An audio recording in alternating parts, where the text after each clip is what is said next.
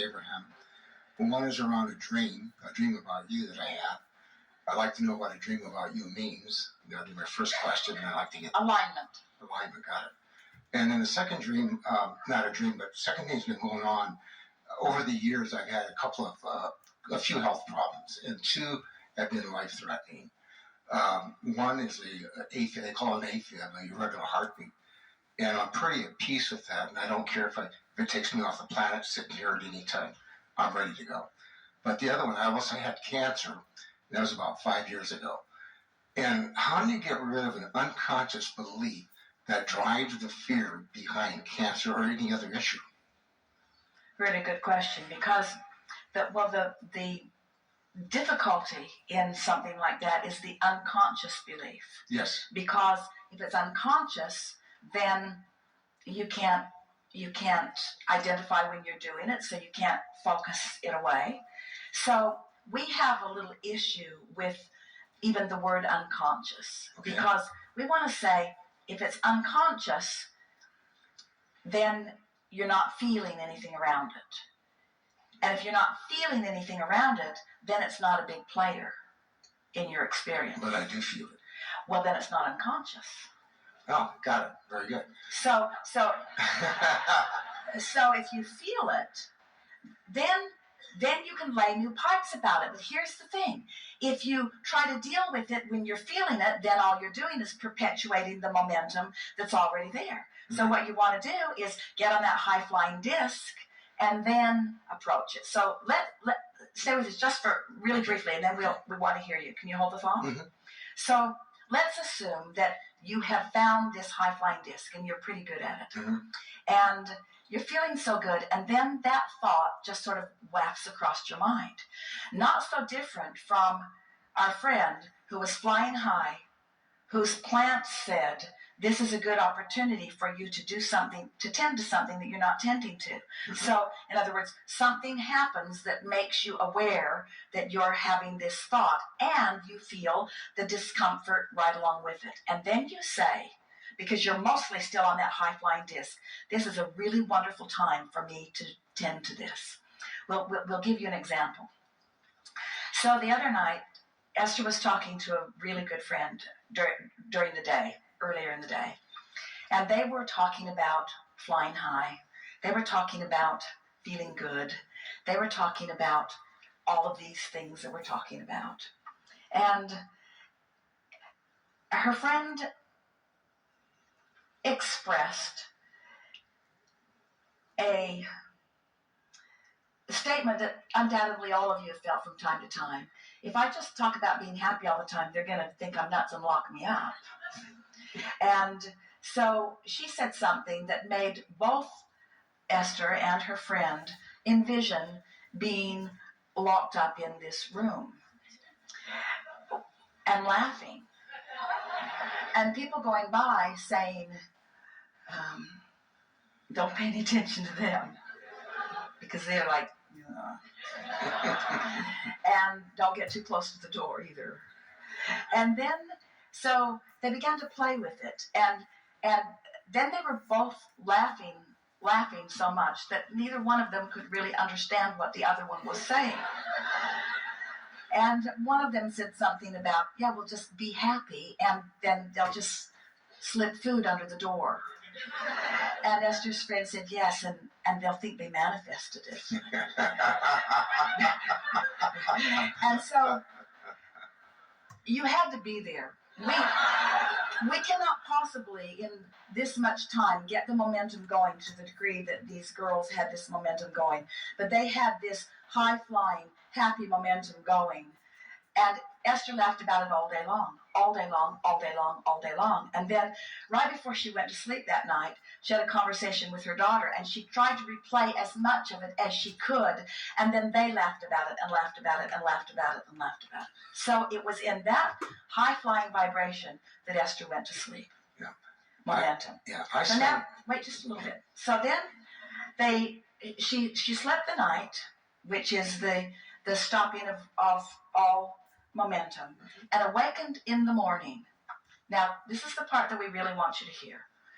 And the first thought, now she was born again, yes? She was new again.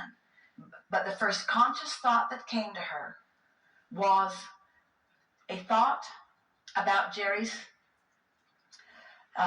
departure that was the most difficult nugget in all of that, came right into her mind, vividly in her mind. And at first, she was shocked by it because she sure didn't want to start the day there. And then she remembered that we had said, lay new pipes from your high-flying disc. Lay new pipes from your high-flying disc. So within 16 seconds, she regained her composure, regained her awareness that she really is on the high-flying disc, and acknowledged that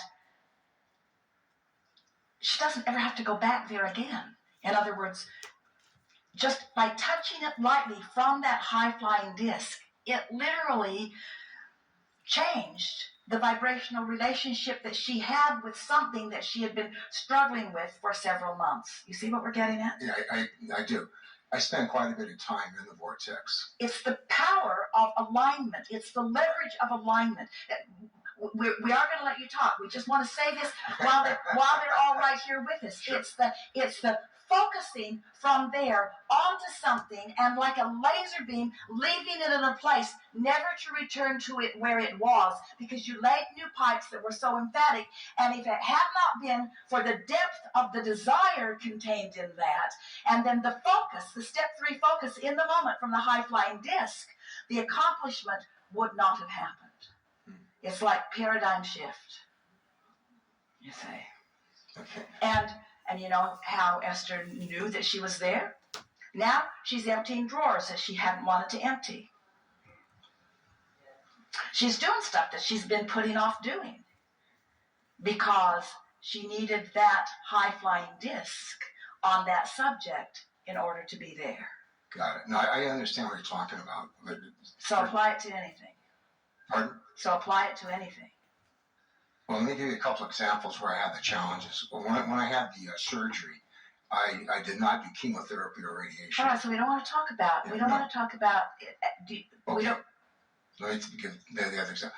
When I get a symptom, sometime a growth or something, it'll take my mind back to it, to where it was before when I had the surgery. So when I get into the vortex, it'll pull me right. It'll pull me right out of the vortex instead of staying in it. So even I'm in that high-flying disc most of the time. Well, what we're saying to you, and it's a little difficult for you to hear, and we're hearing you completely. Mm-hmm. I know you. And Esther, having lived through something so much like that, and then finding a resolution that was so extraordinary, makes us want to explain that to you. In other words, yes. You can continue to do the things that you've been doing until the cows come home. Mm-hmm. And nothing much is going to change. Right. But when you try this for a little while, in other words, get on your high-flying disc. Here's the thing that we want. We think the best discussion that we've had today in relationship to this really important thing that we want to convey to you, that fleshes out so clearly the experience that we just explained that Esther just lived, was our friend talking about being on her high-flying disc and dropping something. Because she dropped it in the middle of the high-flying disc. So everything she did while that was happening was clearing and beneficial. And so we just don't want you to do any more work unless you're on the high-flying disc. We want your work to be to get on the high-flying disc and then. In other words, because there's so much more power in it. There's so much more power in it. We've been teaching you to be deliberate thinkers, and we've been teaching you to focus. And of course, you do that naturally without any instruction from us. But when you are feeling good because you choose to feel good, when you're feeling good because you choose to feel good, then in that practiced vibration, the inspiration to all things that you might have formerly called resolutions, that you might call healings, the path to those will light up for you. Oh, great. And you don't have to go back and weigh the pros and the cons of any methodology that you did choose or didn't choose. Right. The perfect path will occur to you from that high-flying disc. Got it. Well, you answered 50% of it with another person of what I was thinking about. The other part of that, too, is that when that does happen, the symptom does come and it does get my attention. You've fallen out of an airplane. You have no parachute. Hang on, it'll be over in a little while. Because when you don't say what you mean, the universe hears what you mean. Right. So that efforting, that efforting is counterproductive. Is this starting to make some sense to you? Mm-hmm. That efforting is counterproductive. Mm. There's a whole school of thought that opposes this philosophy that says you need to deal with things or they get bigger. And we say dealing with them makes them bigger. Right. So we're not saying don't deal with stuff. We're saying just get your footing before you focus. Because when you're on that high-flying disc and you focus, not only do you get fabulous results, but you have fun along the way. So let me ask you then, when Esther took a look at this thing when she woke up in the morning, what was the realization that she had? Well, it just wafted to her mind. It was like dropping something. It was like she didn't go looking for it. It was exactly as if the source within her delivered to her a thought, knowing that this was the perfect time to leave it in a different place. So what you're telling me is to continue getting in the vortex, period. Get there and milk it and stay there and then follow the impulses. And you won't find yourself applying no action. You won't find yourself being inactive. You won't find yourself just pretending like something isn't. The important things will come to your mind. The path of least resistance will open clearly for you. It will be a comfortable, easy, joyful path. Got it. Okay, that's great. Yeah. Best discussion